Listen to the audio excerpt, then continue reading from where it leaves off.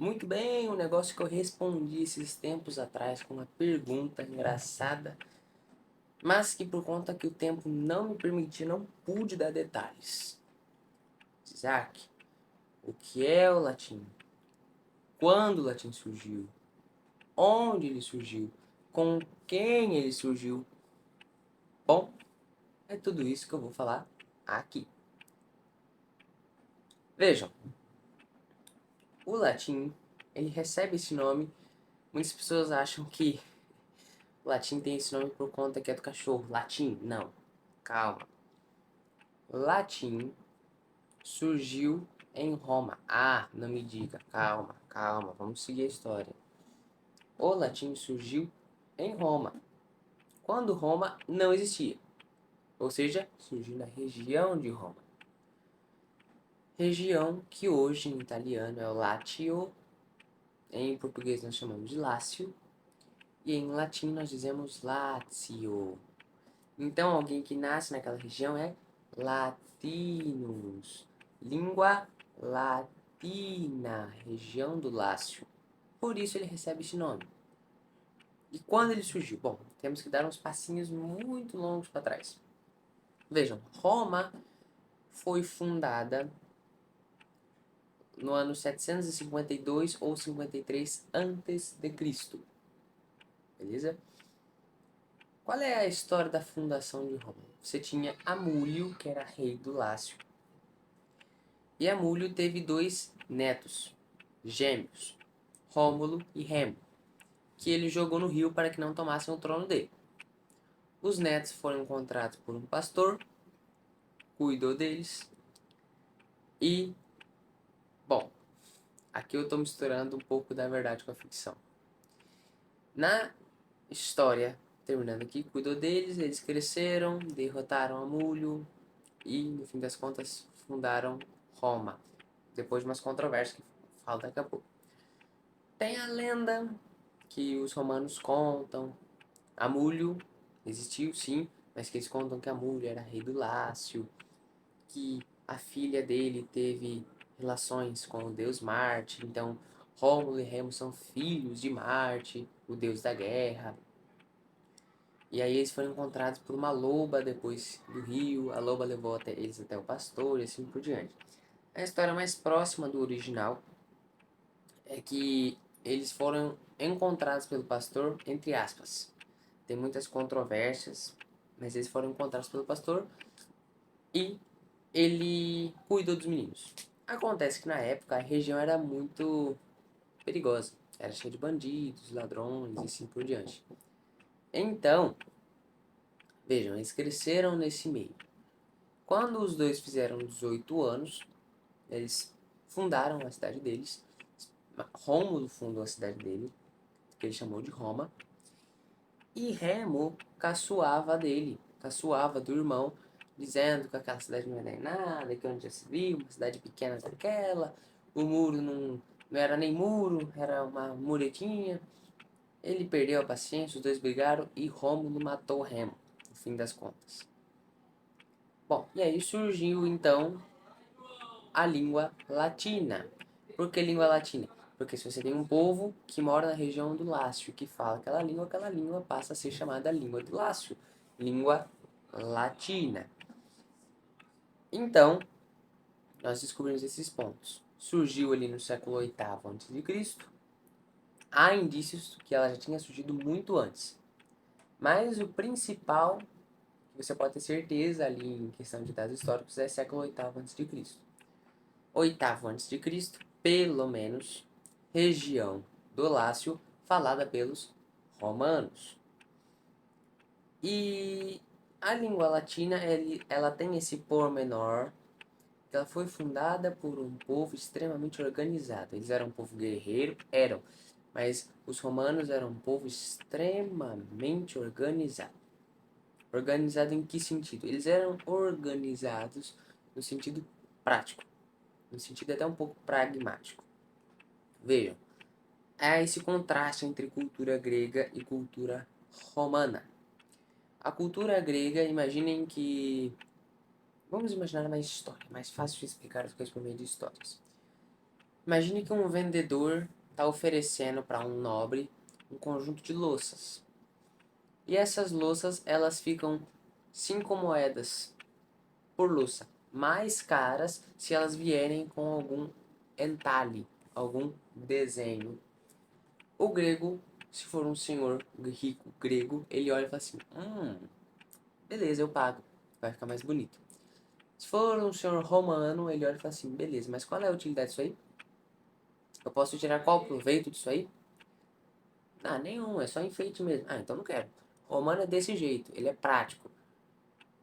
Não quero dizer que por ser prático não é simples, tá bem? Não quero dizer por isso. Eu falo aqui prático, mas se lembrem que a arquitetura romana, as vestes militares romanas, cultura romana foi sempre algo extremamente detalhista. E ao mesmo tempo não se esqueça que eles trouxeram isso da Grécia, tá bem? A língua romana, então, o latim, ele tem esse sentido, um sentido duro, rígido, os romanos, duro, rígido. Temos que lembrar, gente, que a língua, ela acarreta, ela traz as qualidades ou defeitos de quem a fala, do povo original. Então, o latim, ele é duro e rígido, assim como os romanos eram duros e rígidos.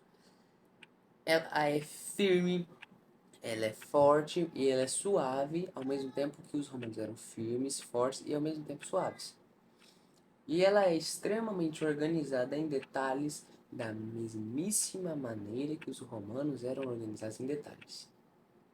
Muito bem, eles herdaram toda essa cultura dos etruscos e dos gregos, são dois povos diferentes. Herdaram essa cultura desses dois povos. E aí nós chegamos à seguinte conclusão: beleza, Roma era uma cidade boa, uma cidade grande, latim era falado lá no Império, mas como é que meio mundo passou a falar latim depois? Acontece o seguinte: você tem esse senso guerreiro dentro do romano. O lema de Roma, o lema do exército de Roma era: para a glória de Roma. Como é que eu glorifico o império? Ou ele cresce, ou fortalece. Os romanos faziam as duas coisas. Então, eles iam expandindo. Vejam, conquistaram os sabinos, conquistaram os cartaginenses, conquistaram os etruscos, conquistaram os gregos, conquistaram os espanhóis, conquistaram os lusitanos. Falando aqui um pouco dos nomes que eram da época.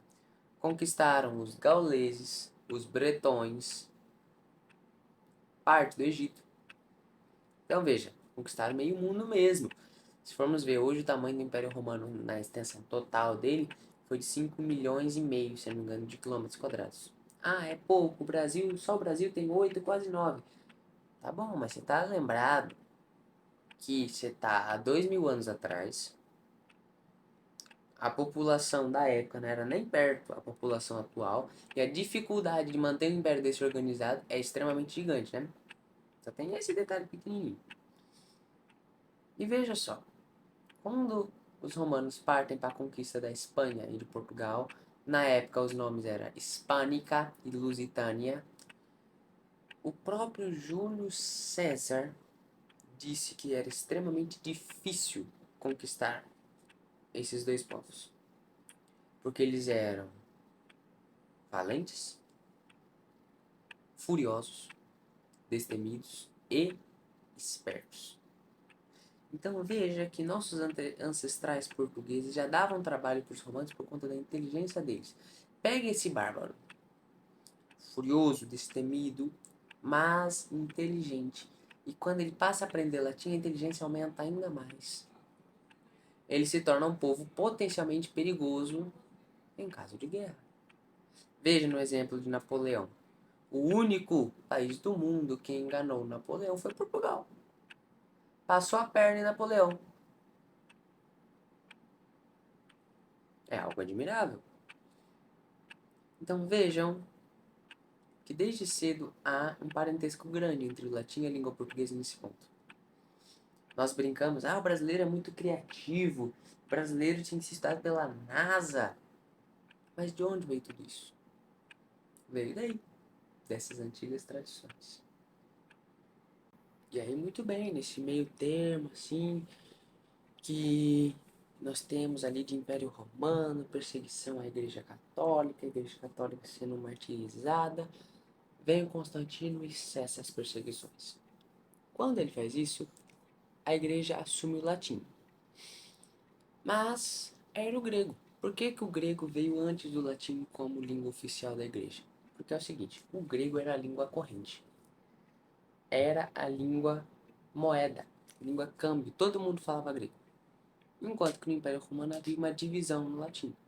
Você tinha o latim clássico, das elites, elite econômica, política, militar, religiosa, e você tinha o latim vulgar, que era o do povão. O latim clássico, das elites, é o latim que nós aprendemos, cheio de regras, declinações, detalhes. O vulgar era o latim mais simples, mais banal, já que o povo não tinha tanta capacidade para decorar todas as regras. E o Império Romano nunca se dedicou ao ensino do povo para um latim elevado. Por que a igreja fez essa troca? Veja bem, a Bíblia, boa parte dela foi escrita em hebraico. E em Alexandria, cidade na qual havia a maior biblioteca do mundo, havia uma comunidade judaica que vivia ali, convertida ao cristianismo, extremamente rica e culta. E essa comunidade de Alexandria pegou a Bíblia em hebraico e traduziu inteirinha para o grego. É a chamada Bíblia dos 70, a Septuaginta, porque foi traduzida por 70 padres. E essa foi a Bíblia utilizada por muito tempo. As pessoas sabiam o grego, mas o latim delas era cada um ou vulgar ou clássico. Quando a igreja assume, o mundo inteiro já falava latim. Não havia ainda uma concordância total, um paralelo entre ambos, uma sintonia, mas a igreja passou a evangelizar. Evangelizando, ela passou a deixar um intermediário. Ela elevou o latim do povo e deixou o latim clássico de Cícero, por exemplo, apenas na hora da missa. Porque a missa ela é dividida em duas partes, em duas sessões. A primeira vai até a liturgia eucarística e a segunda é após a liturgia eucarística. Até a liturgia, quem está participando da conversa é padre e assembleia. O padre está falando com a assembleia, é um diálogo. A partir da liturgia eucarística é só padre e Deus. Se não tivesse uma pessoa, só o padre, a missa continuaria do mesmo jeito. É só padre e Deus. E por ser só padre e Deus, é necessário que haja uma sacralidade, uma solenidade maior que o normal. Por que essa solenidade tem que existir? Ela tem que existir pura e simplesmente pelo fato de que é Deus, rapaz. Não é qualquer um que o padre está conversando naquele momento. Infelizmente, o marxismo e a teologia da libertação nos tiraram essa beleza. Tiraram essa beleza de que a Deus se deve tudo. O bom e o melhor. Dai a Deus o que é de Deus. Ou seja, esse latim alto, elevado, passou a ser utilizado apenas nesse segundo momento da Santa Missa porque era dedicado a Deus. Não, mas isso é fazer uma exclusão das pessoas que não entendiam. Primeiro ponto, não tem que entender a missa, tem que participar. Porque não adianta nada entender, mas não participar da missa. O importante é participar e viver santamente a missa. Segundo ponto, é um próprio convite ao estudo. Olha, você já sabe latim, mas se você se dedicar um pouco mais, você vai conseguir entender esse segundo pedaço. E terceiro, nem é com a Assembleia que o padre está falando agora. O padre agora está falando com Deus. Como eu falei, se tivesse só o padre ali, não seria mais necessário ninguém. É essa sacralidade que torna as coisas lindas. E como eu falei, a igreja tirou o povo dessa ignorância, desse latim baixo, chulo, pobre. E com a evangelização, além de ir ensinando os dogmas da fé, ia ensinando o latim a ficar elevado. Tanto é que aí o latim vulgar não passou mais a ser utilizado. Foi um intermediário. Não era o clássico de Cícero nem o vulgar. É o latim da Bíblia de São Jerônimo, a Vulgata. Segundo motivo pela qual a igreja tomou o latim. O grego, a língua grega, ela tem um pequeno probleminha. Imagine balões de gás hélio. São muito lindos, podem voar muito alto, mas se você não prendê-los, eles voam soltos. A língua grega é desse jeito. Muito linda, muito bela, dá pra ter muita coisa boa ali. Não tô falando que é bom aprender grego. Mas se você não tomar o devido cuidado, os significados voam, já se desconectam do original. Enquanto que no latim não. Como eu falei, o latim é uma língua de leis rígidas. Então imagine os mesmos balões, só que eles estão pregos num pedaço de ferro fincado no chão. Eles vão continuar voando do mesmo jeito, lindos, maravilhosos, mas sem perder a essência natural. Então a diferença do raciocínio grego para o raciocínio latino em questão de linguagem é essa. A língua grega permite que você voe um pouco mais, e se você não tiver boas intenções, você até ignora o sentido original. Enquanto que no latim não há como fazer isso. Para que não haja más interpretações, como a interpretação que Ário fez, causou um estrago tremendo na igreja, o arianismo, a igreja falou assim, olha, vamos ficar com o latim. Isso que Ário veio um pouquinho depois da latinização. Ele só reforçou. Vamos ficar com o latim porque não dá para ter uma má interpretação sem que a pessoa literalmente queira fazer essa má interpretação. Vamos ficar com o latim assim mesmo. Muito bem, Isaac, toda essa história é muito bonita, mas você não acha que você está exagerando um pouco de falar que a gente precisa disso hoje, cara? Isso aconteceu vai fazer 2000 anos. Amigo, veja, vou tentar ser breve aqui nos benefícios que o latim traz para você. E por que que ele é mais influente na tua vida que o inglês. Veja, o latim, como eu falei, ele tem uma estrutura e uma flexibilidade fixas e rígidas. Ou seja, isso permite o raciocínio lógico. Se eu vejo, porque assim, o latim é formado de radicais e sufixos, só isso. É radical e sufixo, radical e sufixo. Aprendeu isso, aprendeu o latim, acabou.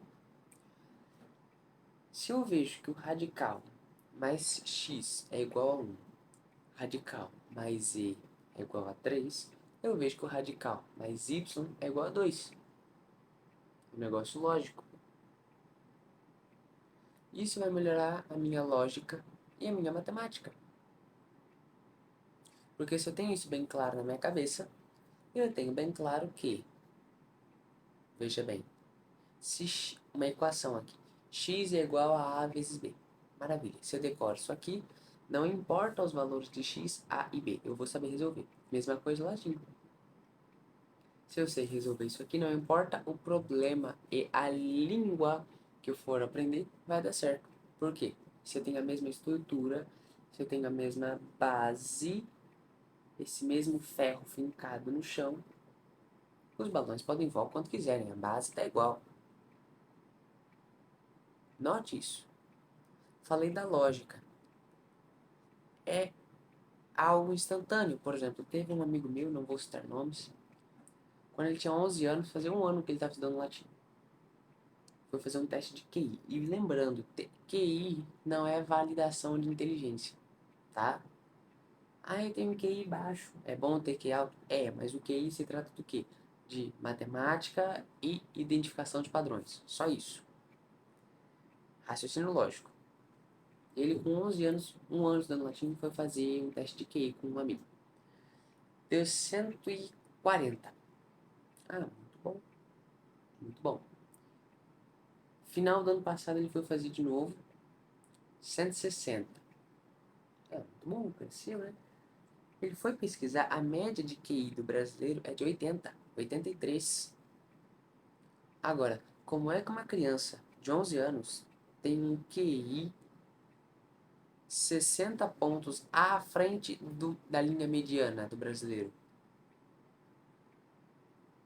Qual é a diferença entre essa criança e o brasileiro? Simples, ela está estudando latim. Você identificou o padrão. O que eu falei? Latim é repetição de padrão. Só isso. Estou falando que só eu, só esse amigo conseguimos essas coisas? Não. Veja, minha matemática melhorou muito depois que eu estudei latim. Minha gramática, a língua portuguesa e o inglês melhoraram muito. Não falo que sou só eu. Eu tenho um mundo de testemunhos à minha volta. Amigos, alunos. Até meus professores contam, quando eles eram jovens, da minha idade, a diferença entre o antes e depois do latim. Então eu sei da importância disso tudo. Tanto é que mais tarde, não nesse vídeo, fica marcado para daqui a alguns dias, um aluno meu vai postar um vídeo falando comigo sobre um método. Como um método na hora de estudar latim tem importância. Veja, falei até aqui de lógica e matemática. Mas o latim também interfere na literatura, na história, no direito, na filosofia, na biologia. Nossa, mas em tudo isso? Sim. Veja, no direito. Você exercitar o latim, você precisa ter uma mente brilhantemente sagaz. Por quê? Para eu pronunciar um discurso em latim, se for um discurso a queima-roupa, eu tenho que ter memorizado tudo o que eu vi. E tenho que ter uma mente mais rápida ainda de organizar dentro de uma frase tudo aquilo que eu quero dizer. Ou seja, tem que ter uma memória e um raciocínio muito rápidos. E na área de direito isso é extremamente importante. Além do mais, se você aprende o latim, você consegue ler as obras originais sobre o direito na cultura romana. Você consegue ler a Lei das 12 Tábuas, que é a base do Código Penal do Ocidente inteiro. Na literatura, se você aprende latim, você vê os livros originais, tanto da igreja quanto de outros autores, que por muito tempo escreveram em latim porque ele não muda e sempre continua. Então, se eu escrever ali, eu tenho segurança de que o livro será preservado. O que eu quero passar será preservado. Documentos da Igreja Católica que só estão presentes em latim. Todo documento católico é escrito em latim. História. Nossa, mas até história. Claro! Se eu vou estudar a história da França, em algum momento eu vou me deparar com livros escritos em francês sobre a história do próprio país. Mesma coisa a história da igreja, a história de Roma. Se eu for estudar a história, em algum momento eu vou me deparar com livros escritos em latim. E se eu não lê-los, eu vou perder uma quantidade absurda de conhecimento. Biologia.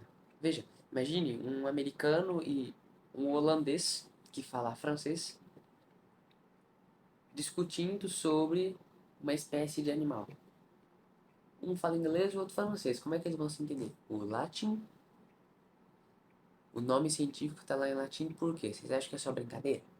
Ele está lá justamente para isso. Cientistas internacionais que querem conversar sobre, beleza, vamos conversar em latim então que não vai ter problema no diálogo. Filosofia, como eu falei agora há pouco, por que a igreja escolheu o latim ao invés do grego? Porque no grego, se cair em mãos erradas, o dano pode ser grave. Em latim você tem um seguro um pouco maior. Eu falei do direito apenas no quesito da oratória. Não citei aqui também o fato de que muitíssimas expressões jurídicas estão em latim. Então, gente, olha, é só benefício. Eu sou suspeito de falar. Sou suspeito de falar. Mas eu lembro que a língua é o que nos aproxima de Deus. Em que sentido? Um amigo meu conversava comigo há um tempo atrás e ele fez uma reflexão muito interessante que eu nunca havia parado para pensar. Quando Nossa Senhora, por exemplo, ela aparece em Fátima, ela fala em que língua com as crianças? No português da época. Quando ela apareceu em Akita, Japão, ela falou com a freira em que língua? No japonês da época. Quando ela apareceu lá em Paris, a Santa Catarina Labouré, ela falou com ela em qual língua? No francês da época.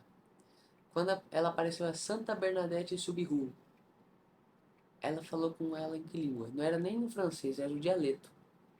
Ou seja, a língua é tão importante que Deus nos comunica o que Ele quer de acordo com a língua da nossa época. Que o tempo todo está mudando, infelizmente. Imagine então se conhecêssemos o latim profundamente. O latim é a língua do céu. Por que a língua do céu? Porque todos os santos que chegaram no céu sabiam latim. Não é coincidência não. Todos os santos que nós conhecemos, todos os grandes santos, falavam latim. Imagine, só pense na frase do professor Rafael Falcon. Um homem que não sabe latim não é um homem civilizado. E por fim, falar um pouquinho agora como nós podemos então estudar latim, já que nós vimos um pouco da sua história, qual a sua importância. Por que então, como eu vou estudar latim hoje? Bom, antes da internet surgir, havia duas opções para quem fosse estudar latim. Primeira, estudar solo, ou seja, por conta, sozinho, sem auxílio de professor. O que eu não recomendo. Por quê? Você tem o auxílio de um mestre que lhe auxilie, lhe capacite, lhe dê domínio sobre a língua, lhe dê conselhos, corrija os erros que você não perceba, é extremamente mais fácil.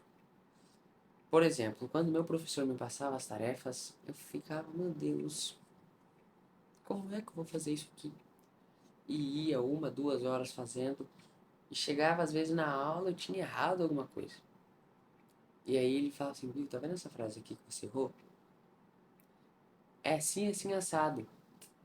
Em 45 segundos ele me explicou o que eu demorei horas para fazer. E olha que o meu professor nem era presencial comigo. Tá bem? Já explico. Então, há a maneira de se fazer por conta que eu não recomendo de jeito nenhum. Depois, há como ter um professor físico, presencialmente. O que é extremamente difícil de se achar hoje.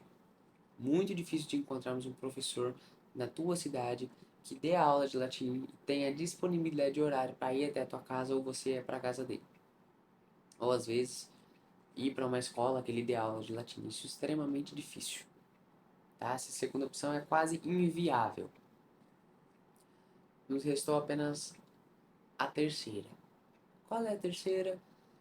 Foi a terceira opção pós-internet que Olavo de Carvalho utilizou para divulgar o trabalho dele, para ensinar os outros. Que o meu professor usou para me ensinar, para ensinar os outros, ensinar meus amigos. Meus amigos vêm utilizando essa terceira forma para ensinar os alunos deles, para eu ensinar os meus alunos, que é pela internet. A internet tem um poder maravilhoso e ao mesmo tempo destrutivo.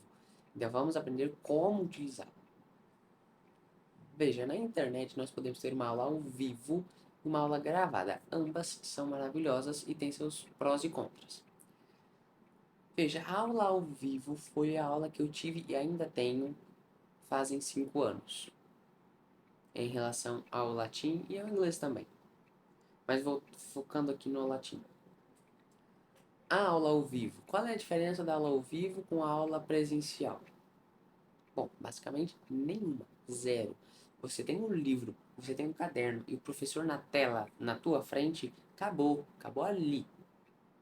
Acabou. Fim de história. Finished. Encerrou-se.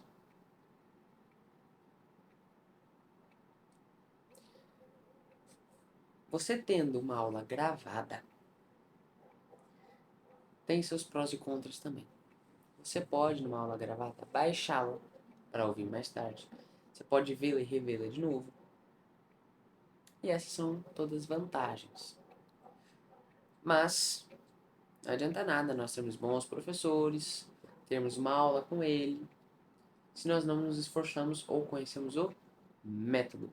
O método eu vou falar mais para frente com um convidado especial que não fica para esse vídeo, fica para um próximo. Mas explicar um pouquinho que existem dois métodos, pelo menos que eu conheço, de se estudar a língua latina. O primeiro eu acho que todos nós já ouvimos falar, ao menos já ouvimos falar em relação ao inglês, que é o método natural. O método natural, ele é solos latinos, apenas o latino, apenas o latim. O livro é 100% em latim, só. Então, se você não tem um bom mestre ali na tua cola, não vai dar certo. Sozinho você não vai conseguir. Além de que, ele é mais demorado, ele é eficiente, tanto quanto. Mas ele é mais demorado. Levam-se vários anos. Tá bem? E o método que eu utilizei, que meu professor utilizou, que ele aprendeu, que ele ensinou aos meus amigos, que os meus amigos ensinam aos alunos, que eu ensino os meus alunos, e tem alguns alunos meus que já estão dando aula também, é o método britânico, também conhecido pelo método de Oxford, que é o método que mais gerou resultado no século passado e atual. Esse método consiste em 3 fases. Primeira fase, você apresenta frases latinas que contêm alguns temas gramaticais, que vão tendo gradações. Ou seja, a dificuldade vai crescendo conforme o aluno aprende. Segunda fase.